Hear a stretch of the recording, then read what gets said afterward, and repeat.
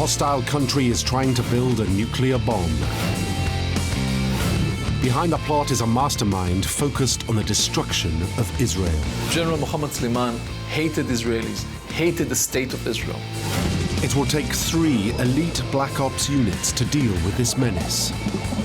Special forces operating deep within enemy territory to confirm the threat. That was an extremely risky intel gathering mission. If there was a mistake made, that could have been war. An elite flying unit to take it out. They destroyed their target, they exited, they lost nothing. And finally, an assassination unit to deal with the man behind the threat. 3 of them came as scuba divers to his beach house, shot him, and then disappeared. This is the top secret story of the Israeli strike against Syria.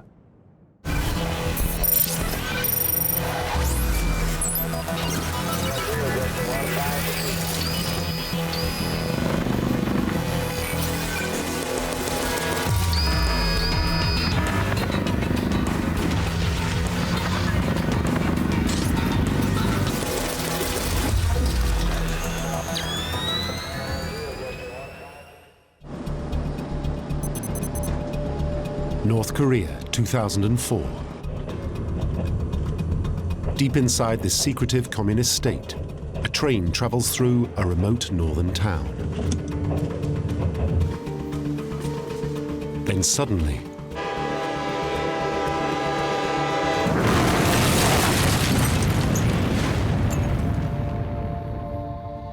in April of 2004, there was a massive train explosion in northern North Korea. The explosion is so enormous, it registers magnitude 3.6, equivalent to a small earthquake. It killed several hundred people, destroyed a town of 10,000 people, left 2,000 people wounded. According to the North Korean government, the train was carrying liquefied petroleum. But before anyone can discover anything more, the regime forbids further reporting on the incident.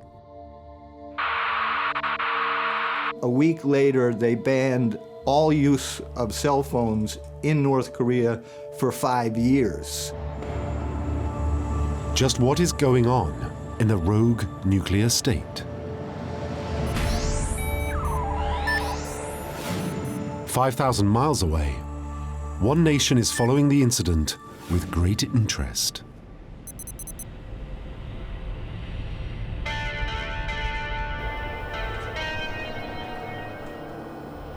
Meir Dagan is Israel's top spy, the chief of the Israeli intelligence agency, Mossad.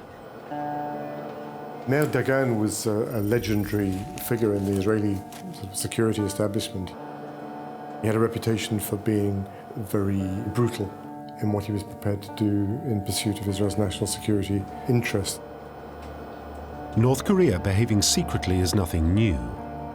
But what intrigues Dagan are intelligence reports that a Syrian aircraft has now landed in North Korea. Contact between North Korea and the Arab world is unusual and highly concerning to Israel. And that was when the Israelis started to take a closer interest in what was going on. The plane is supposed to be delivering aid, but instead it seems it is being loaded with the bodies of victims of the crash. More than that, the bodies are being transported in lead-lined coffins and are carried by men wearing chemical weapons suits. This is extremely strange. Then Dagan is informed that the bodies in the lead coffins are not North Koreans, but Syrian scientists. There were 12 Syrian scientists from something called the Syrian Scientific Research Center, their covert military research and acquisition center. It raises a terrifying possibility for Dagan. Could North Korea be helping Syria to build a nuclear weapon? Dagan has to find out more. It becomes a top priority for Mossad and will eventually lead to one of the most extraordinary black ops of all time.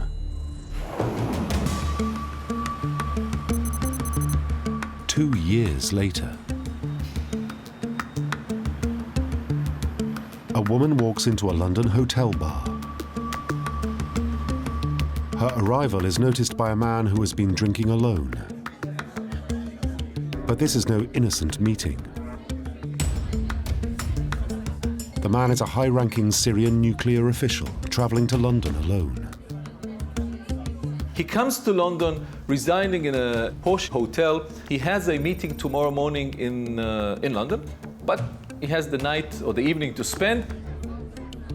He goes to the bar of the hotel and extremely happy that in the bar he meets a woman with a wonderful character.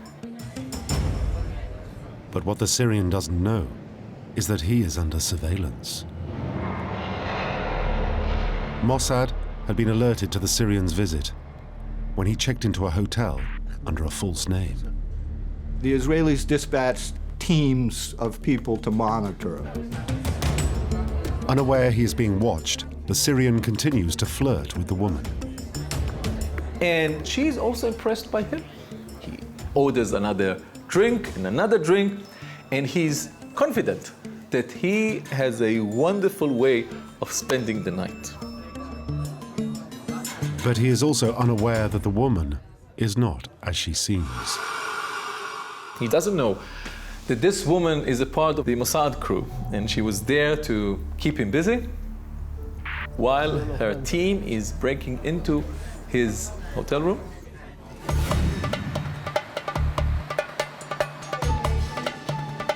The Mossad agents are members of the Neviat unit, experts in covert bugging. The team specialized in breaking into hotel rooms. It takes barely seconds for the Neviat team to override the hotel room's security.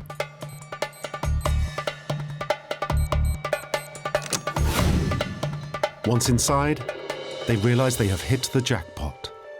The Syrian official has left his laptop completely unguarded. Immediately, they go to work.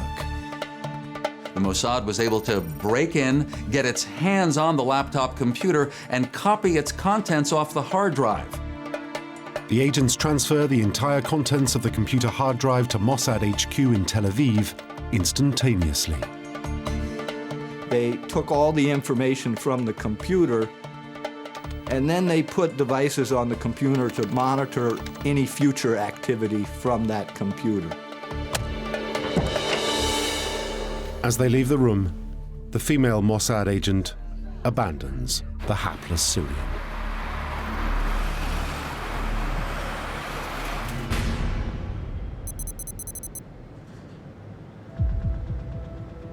Within 15 minutes, Dagan and his analysts are looking at the files in Tel Aviv.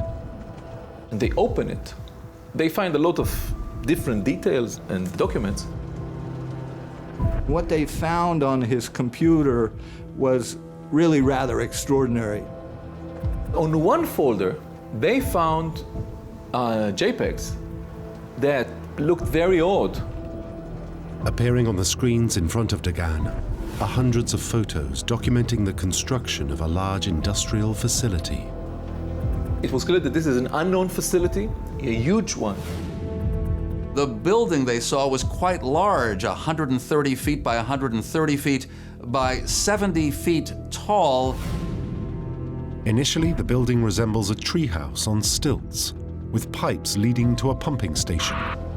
Later photos show modifications, and eventually the entire complex is hidden beneath a huge roof. Initially, Dagan is unsure of what the facility might be. But then it begins to dawn on him what the images are showing. He sees large industrial equipment inside the facility. It is an exact replica of something Dagan has seen before in intelligence images from North Korea. They showed that it was almost an exact replica of the Yongbyon nuclear weapons facility in North Korea. It was exactly the same reactor. The two were perfectly matched. Dagan is in no doubt as to what they have uncovered. The evidence was overwhelming. North Korea was building a nuclear reactor in Syria. Further evidence from the laptop confirms it. There were blueprints of the nuclear power plant. There were pictures of the nuclear power plant. The Israelis even had photographs of Syrians and North Korean nuclear experts together. It is Israel's nightmare scenario, a hostile nuclear power on its own doorstep. It was a nuclear reactor that can be used only for military purpose. Whoever is building this has only one purpose: to build, to assemble a nuclear bomb.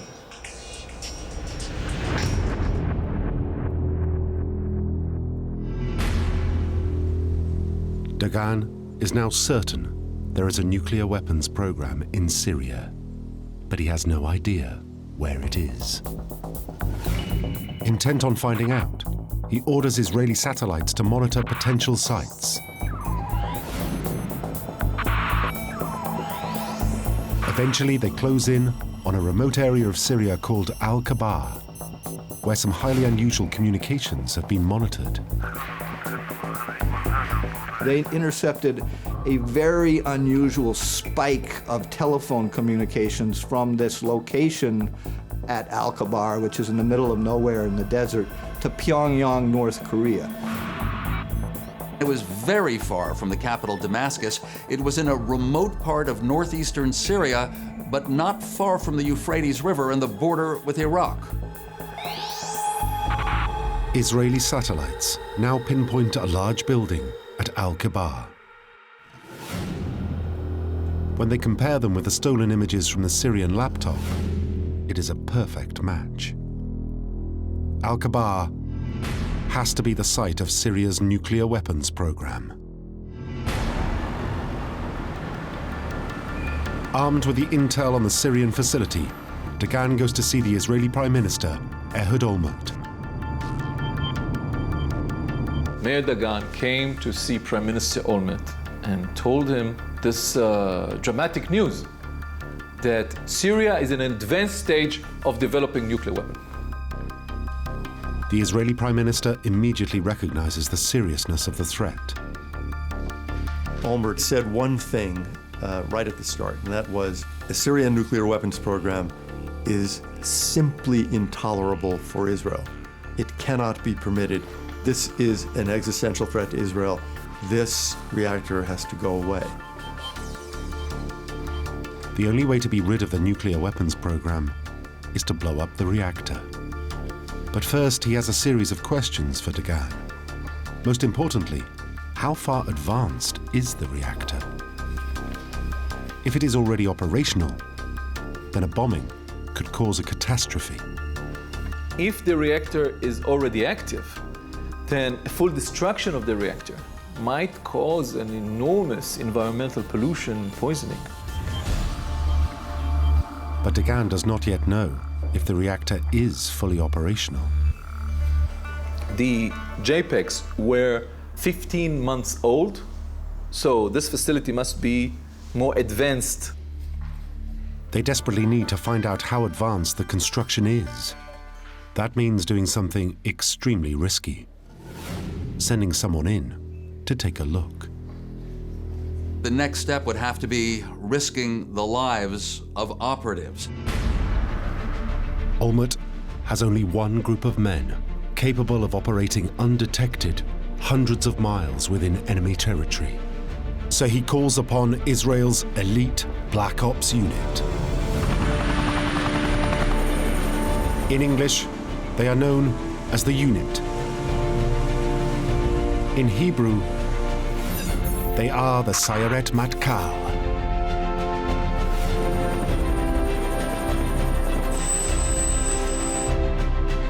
Sayeret Matkal is the highest elite commando unit of the Israeli army.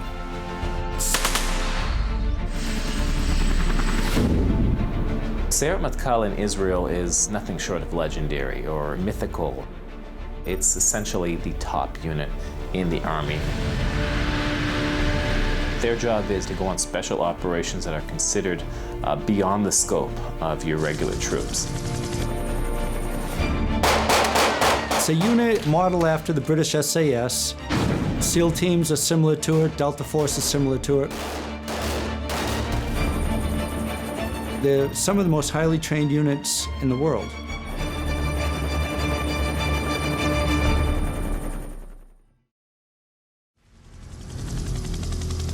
The Sayeret Matkal has one particular specialism: operating covertly behind enemy lines. The expertise of Sayeret Matkal is to infiltrate enemy countries in silent intelligence gathering operations. They've gone into Jordan, they've gone into Lebanon, they've done missions in and out of these countries undetected.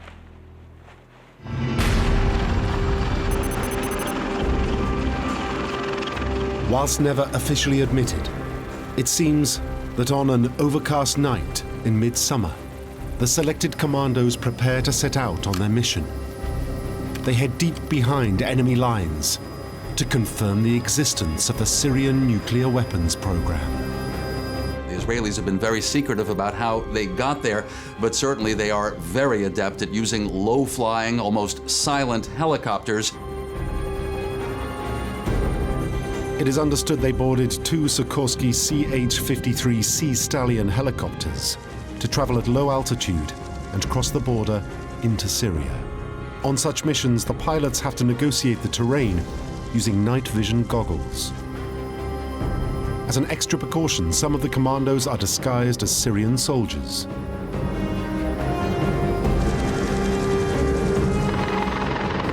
The commandos are dropped a safe distance from the facility. Israelis were able to get on the ground within about a mile of this mystery building in northeastern Syria. As the commandos set off, they know that no matter what, the Syrians must not be alerted to their presence. Once the helicopters are gone, if the Syrians discover them, there is no chance of being rescued. But that was an extremely risky intel gathering mission. If there was a mistake made and they were compromised, that could have been war.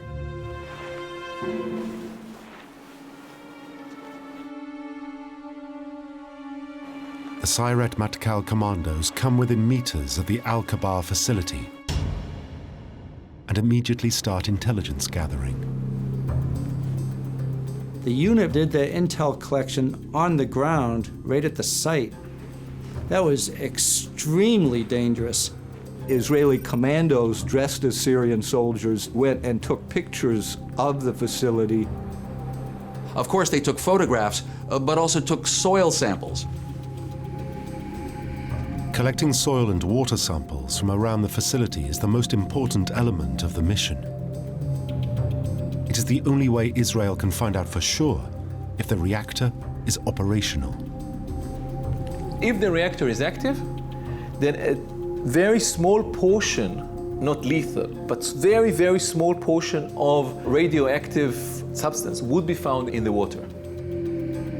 Once the intel collection is complete, the commandos hide their tracks and prepare to depart. But then,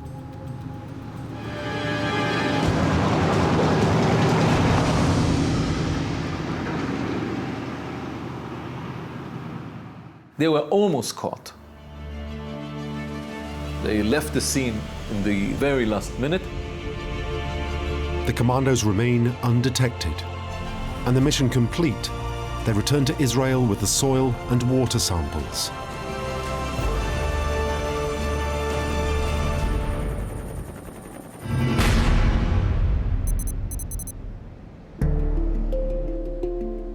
In a government laboratory in Tel Aviv, the samples are tested for nuclear contamination. The results of the exhaustive tests are delivered to Olmert and Dagan. The soil and water samples collected by the Sayeret Matkal commandos do contain traces of nuclear contamination, but crucially, not at levels that indicate the reactor is fully operational. The samples prove that the reactor is still inactive. This is critical news. It means Olmert can now give the order to take it out.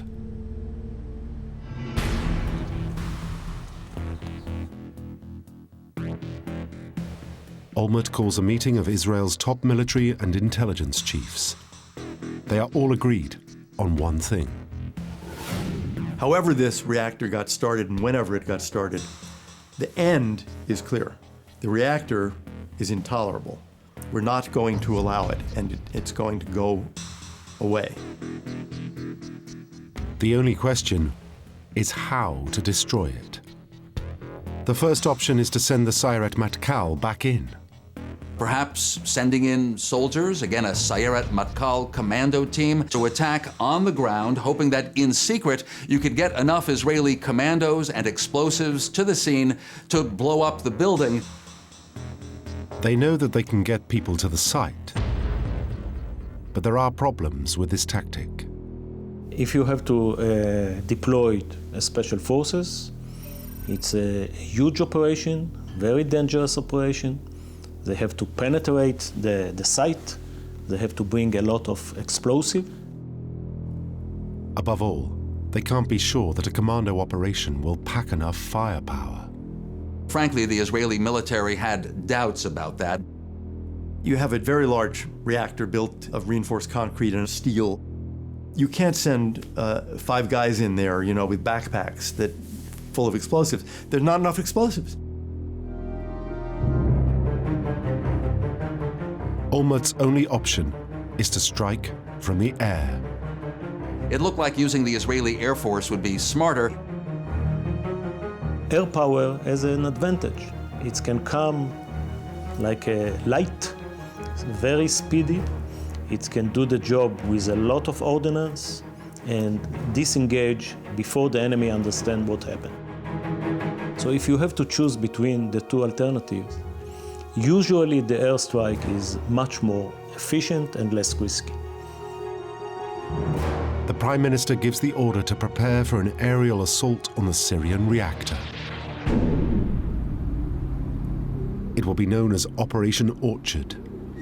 And for it to succeed, Olmert alerts another of Israel's Special Forces units.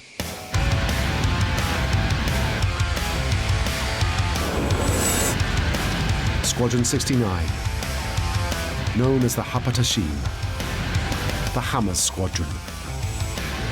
There is no squadron better suited for a mission to destroy an enemy nuclear program. That's because they've done it before.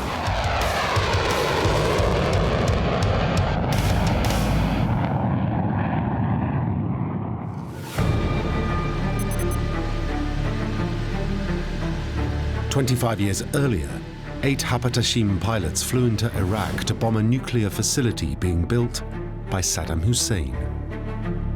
I was a fighter pilot, a major, a deputy squadron commander, who prepared himself to destroy the nuclear reactor. Evading Iraqi air defenses, they take out the facility in a clinical strike. The whole operation from takeoff to the attack was 1 hour, 43 minutes and 30 seconds. But a quarter century later, an attack on Syria is a much harder prospect. The Israeli Air Force says they can make something look easy, but it's never easy. Even to fly to a target in Syria, you don't just fly right across the border. For decades, Syria has been developing one of the most formidable anti-aircraft defense systems in the world. They have installed the Russian-built Tor M1 air defense system and have multiple surface-to-air missile batteries ready to repel any air attack. nothing is easy when it comes to attacking a country that has anti-aircraft systems, and so the Israelis worked hard on their countermeasures. The Hapatashim has aircraft specifically designed to evade such air defenses. The US-made F-15 and F-16 fighter bombers. The F-16 is well equipped to cope with a lock-on of a missile battery. We can break the lock. We can use some ECM, flares against guided missiles, and some electronic warfare against the SAM batteries. They also carry electronic countermeasures that can fool the Syrian air defense system and allow the attacking craft to enter Syrian airspace undetected. In the meantime, the Hapatashim pilots begin flying practice missions. To be successful, their bombs must hit a precise target point so that they will penetrate the building and explode from within. They practice steep-angle dive bombing runs on a tiny target.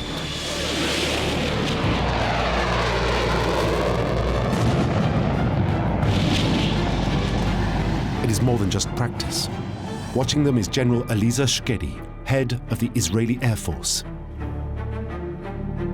He is looking to identify the very best pilots in the squadron, as Israel will only be able to send a limited number of aircraft into Syria. If you bring too many airplanes, the chances that you will be discovered is bigger. We've done a lot of simulations and calculation. What is the optimum number that is making sure that the reactor will be destroyed?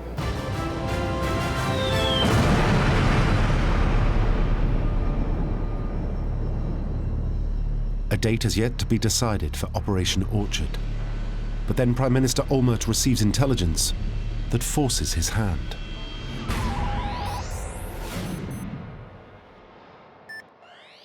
Mossad has detected activity on the Syrian coast. North Korean ships were arriving at the port of Tartus in Syria. These ships are carrying the final materials the Syrians need for the Al-Kabar reactor to become fully operational. Olmert has to act now.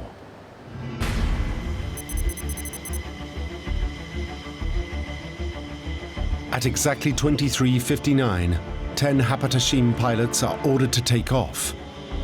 Even now, they have no idea what their target is.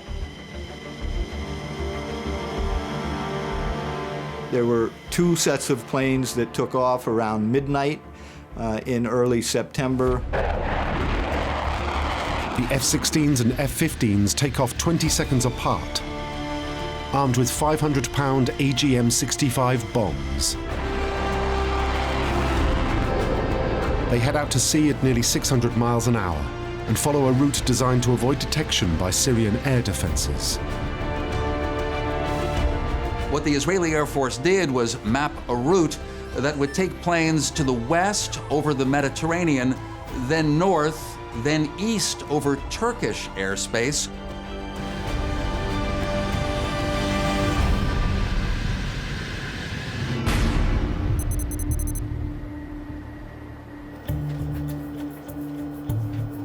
Israel's Prime Minister and senior military commanders gather in the Israeli Air Force's underground command center, known as the Pit.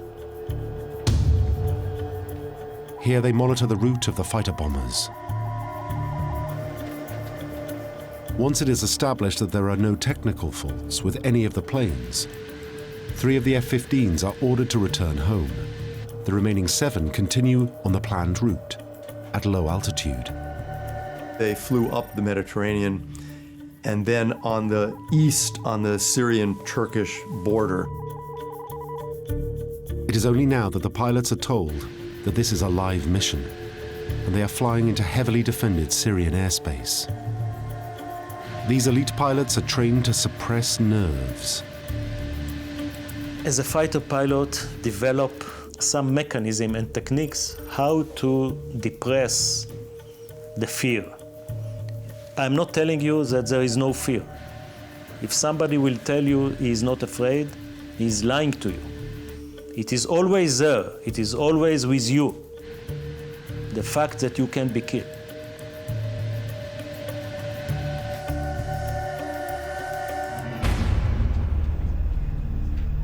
The planes approach Syrian airspace. It is now that they will encounter the Syrian air defense systems. The military side of the operation involved somehow evading the Syrian radar so as not to alert the Syrians to their presence. Using codes allegedly sold to them by Russia, the Israelis are able to make the Syrian air defenses suddenly display hundreds of enemy planes. Then just as suddenly, the Syrian system detects no enemy planes at all. To the Syrians, it appears like a brief technical glitch. So the Israelis actually made the Syrian system think that everything was normal, as though the radar screens were absolutely fine, but the Israeli planes were invisible. The Syrians didn't even know they were under attack. Now in enemy airspace, they move on to the next stage. Precise coordinates of the Al-Kabar complex are sent to the Israeli pilots' onboard computers, and the planes swing south to begin their bombing run. So this is the risky time. This is where your breathing become much more in a high pulse. It is no longer about technology. Now the human element takes over. At the end of the day, as a pilot, you have to find the target yourself, and the aiming, nobody can help you in aiming and finding the target. But as the pilots focus on the target, they are at their most vulnerable. You have 1 minute that you are exposed to everybody, and you are not defending yourself because you are concentrating on aiming on the target. This is the 1 minute that the most difficult of the flight.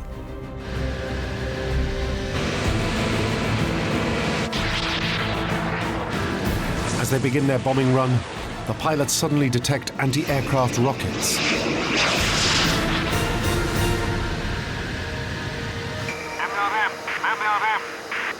Back in the pit in Tel Aviv, they have no idea what is going on. Has the target been hit? Have the pilots been shot down? Then comes a radio transmission. It is the single word, Arizona. Arizona. The code word that confirms the bombs have found their target.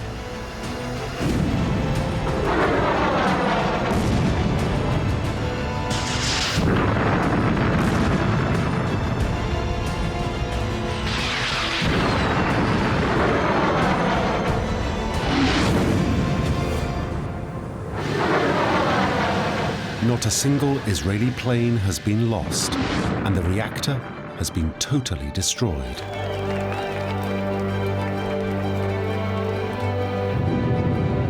There was nothing left, really, but a smoking ruin at the reactor.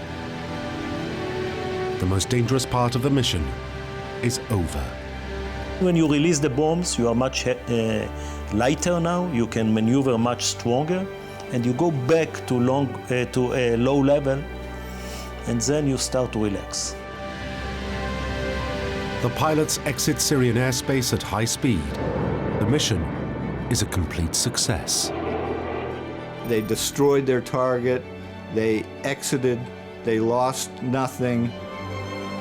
Olmert immediately telephones the White House to tell President Bush that something that never existed doesn't exist anymore.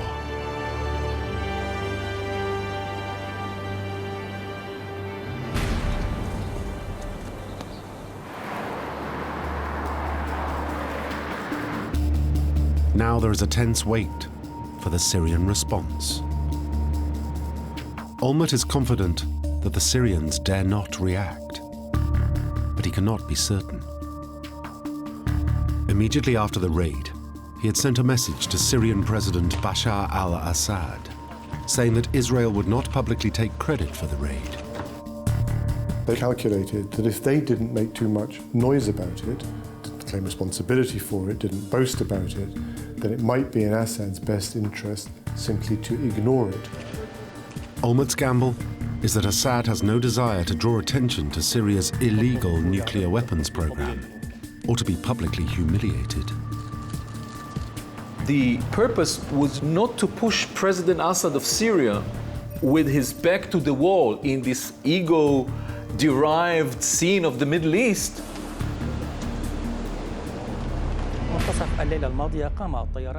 Sure enough, the gamble pays off. Syrian state news announces that Israeli planes had been repelled from Syrian airspace. It is a lie, but both countries are content to pretend that the bombing never happened. It seems Olmert has successfully safeguarded Israel's future. But one thing still bothers Olmert and Dagan. How had Syria managed to develop a nuclear weapons program in complete secrecy? For 7 years, Israel didn't know about the #1 project that the Syrians were engaged with. Now, a nuclear reactor is not something that it's easy to hide. It's a huge facility. So Mossad begins investigating how Syria has managed to keep the Al-Kabar facility a secret. What they uncover is that Syrians had developed a networking system that avoided all electronic communications. They took a flight back in time. They said, let's, in the most sensitive issues, let's not use any sort of electronic transmission. Every time we want to send a message, we will print a hard copy, put it in an envelope, seal it with wax, write top secret, and build a network of couriers that would take these envelopes from place to place. And at the heart of this communication system is a man renowned for his hatred of Israel and one of the most powerful men in Syria, General Muhammad Sulan. Muhammad Sulan was the most powerful, closest advisor to the current leader of Syria, Assad. His office was just across the hall from the office of the president in the presidential palace in Damascus. Because of his closeness to the president, Suliman is known as Assad's shadow.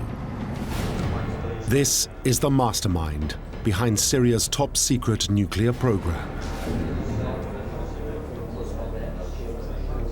Suleiman, he had credit for the compartmentalization within the Syrian government that allowed him to undertake this project for years.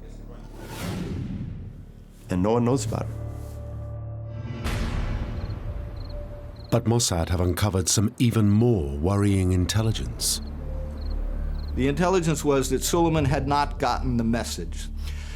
After the destruction of the nuclear power plant, the Israelis received intelligence that the Syrians were resuming their efforts to build another nuclear power plant. The Syrians may have to start from scratch, but with Suliman in charge, it seems that the Syrian nuclear weapons program could soon be up and running again.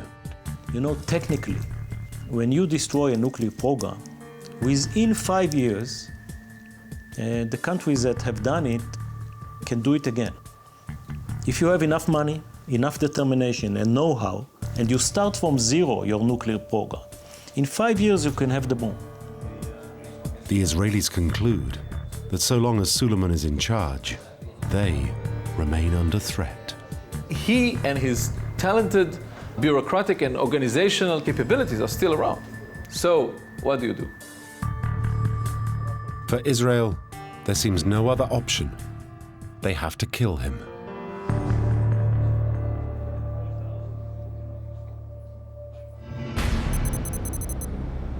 But taking out Suliman will be a far harder task than striking at a static building in the desert. The Syrian general is an incredibly cautious man. His movements are a closely guarded secret, known to only a few. In Damascus, he is under armed guard. Getting to him there will be impossible. But in midsummer 2008, Mossad discovered that Suliman is planning to spend a weekend at his second home, a villa in the Syrian coastal city of Tartus.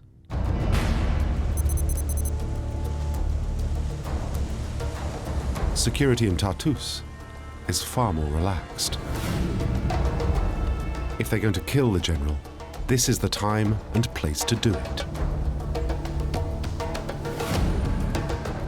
But it will require another of Israel's Black Ops units to carry it out.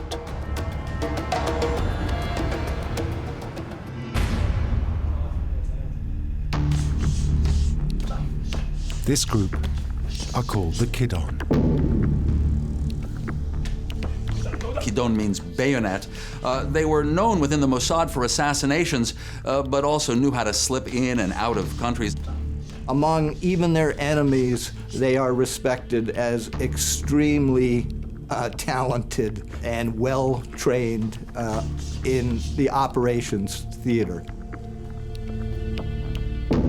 The Kidon is the most secretive of all Israel's elite units, and almost no operational details of their missions have ever been released by any Israeli government.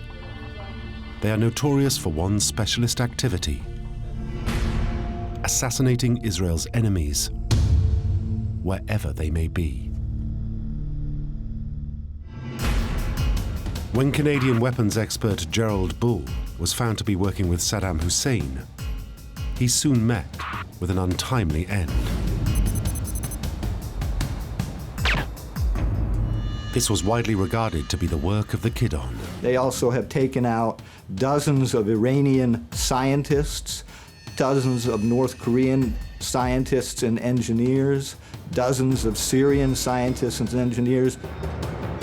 There is no unit in Israel better suited to conducting a high-level assassination abroad than the Kidon. This is the unit that many believe are charged with planning the assassination of General Muhammad Sulan.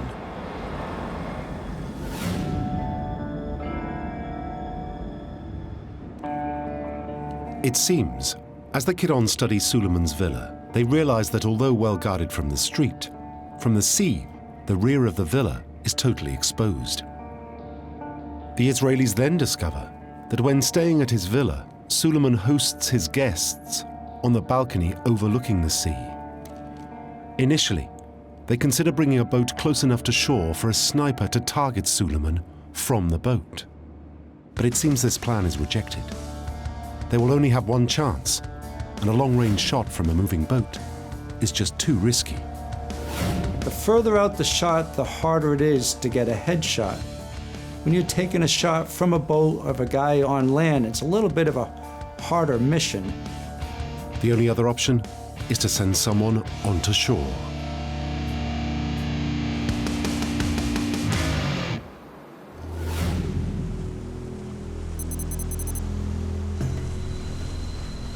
A yacht sails up the Mediterranean coast towards Tartus. It is registered to a wealthy businessman, but today the crew are said to be carrying 2 Kidon snipers. They sent in one of their intelligence assassination teams in a ship off the coast of Tartus, off the coast of Syria. Around a kilometer off the coast, the yacht drops its sails, and the assassins make their way to shore. Snipers from the ship came as scuba divers to his beach house. At the same time, General Suliman arrives at his weekend home.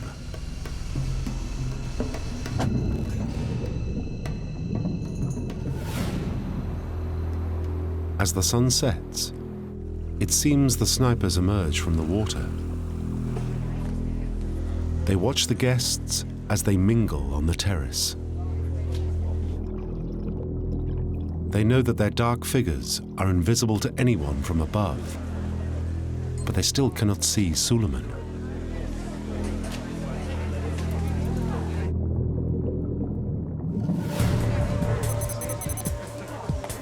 Eventually, Suliman appears.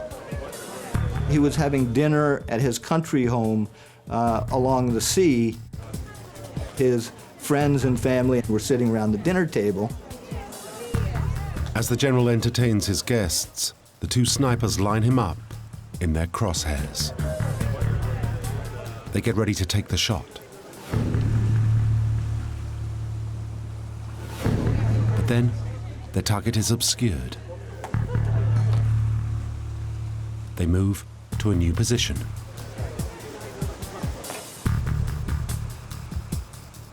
The two snipers relocate and aim their rifles.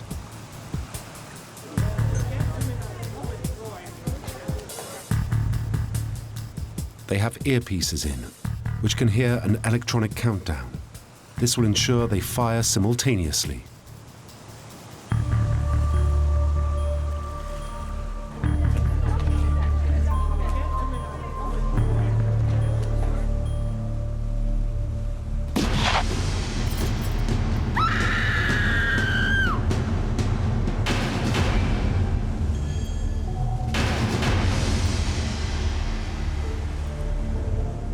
It was a difficult shot, but they did shoot until he was down, and the mission was over, and they got away with it. Both bullets had found their target. One in the head, one in the neck.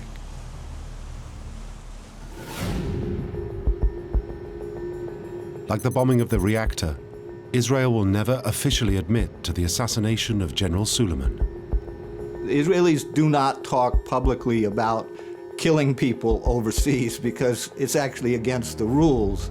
But they do say things, including in this incident, they referred to it as a very happy accident. That was actually an official statement.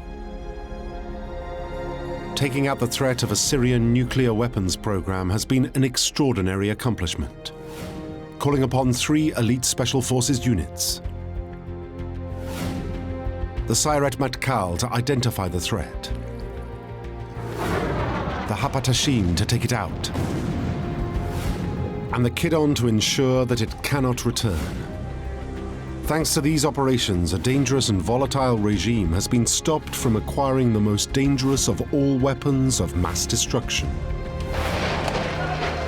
The importance of that has only been made more evident since 2011, when Syria began its descent into a vicious civil war.